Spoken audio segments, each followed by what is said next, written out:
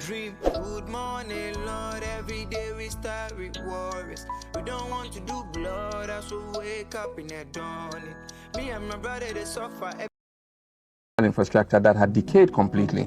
Now, with that kind of foundation, you can begin to look at improving the incomes of people and providing jobs for them.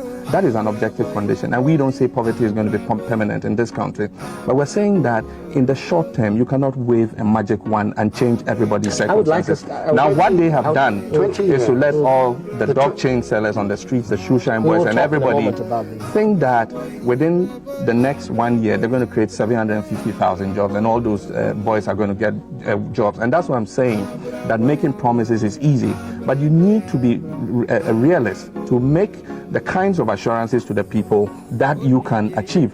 Certainly, they are not in the driving seat. They don't know what the actual state of the economy is. And so to just sit down and say that, and I know what they're going to do. I know what they're going to do. Let's take it hypothetically. Wait. Let's take it hypothetically. Just a minute. No. They're not accurate. Let's take it. I know what they're going to do. Budget statements. I know what they're going to do. Setting out the economic facts of the David, let's take a short commercial break.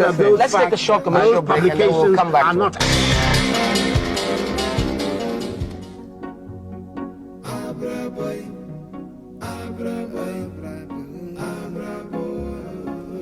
Welcome back. Mr. Mahama, what would you do differently to get the economy back on track?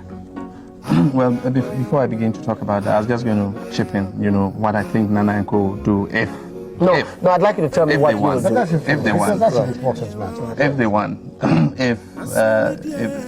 I know shortly after that happens, they'll come out and say, gentlemen, unfortunately, we didn't know the true state of the economy is worse than we think. That's what you're telling us, Tom. No. You say we don't know. No, that's what they're going to say. We don't know the true and so facts. all the promises we made you, unfortunately, we can't deliver immediately. Just keep your belts tightened. In the medium to long term, we shall deliver on those promises. That's what they're going to do.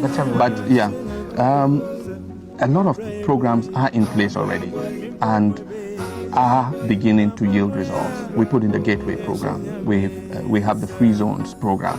It's attracting investment into the free zones. Recently we cut the sod to set up a new cocoa processing plant that will process 60,000 tons of cocoa and increase the amount of cocoa that we're processing from about 20% to close to 35%. These are all programs that are in place.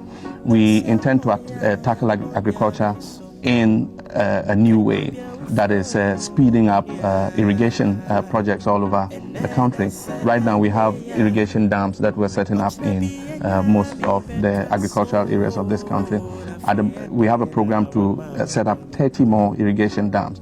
That is to continue to move the percentage of our agriculture that is under controlled conditions like irrigation to a larger percentage rather than the present rain-fed conditions. There are programs in all sectors of the economy that are beginning to yield fruits. We think that one of the problems has been unemployment because there is a steady drift of people from the rural areas into the urban centers, and people are looking more for jobs in the formal economy than previously when they were employed in the informal economy. We intend to increase the rate of economic growth. We've averaged 5% over the last several years, and the intention is to accelerate that growth to 8%, with the intention that as the economy expands, it will create jobs. Often the temptation, and what several of the opposition parties try to do, is to give out a program that seeks to say that they would create jobs artificially. I think that it's more natural to grow the economy, and as the economy grows, it would create jobs and get people working. We have a lot of programs. It's something that we're carrying out and are going to accelerate in the next 4-year mandate. It's interesting. As I listened to him, there was a bit of what he said. I thought, you don't disagree with that, do you? What are the things that you think are weaknesses in that approach? First of all, it's refreshing to hear that. To hear the communicators of the regime now telling us that they're aware that the path that they have been on before wasn't satisfactory, and that is now necessary Well, to I'm move. saying that. Well, that's exactly what I said we've had those programs in place that's already. what I understand. 20 years, which is virtually the period that the PNDC, NDC has been in power, is virtually 20 years. That period was in other countries' lives enough to transform them from the economies that we have now. If you talk of Malaysia or Taiwan. These are examples of the countries. I'm talking about countries that began very much at our level of development, who within a 20-year period moved, in the case of Korea, from 400 per capita income, which was Ghana, 60% people in agriculture, like they were there, to economies where per capita incomes is now measured in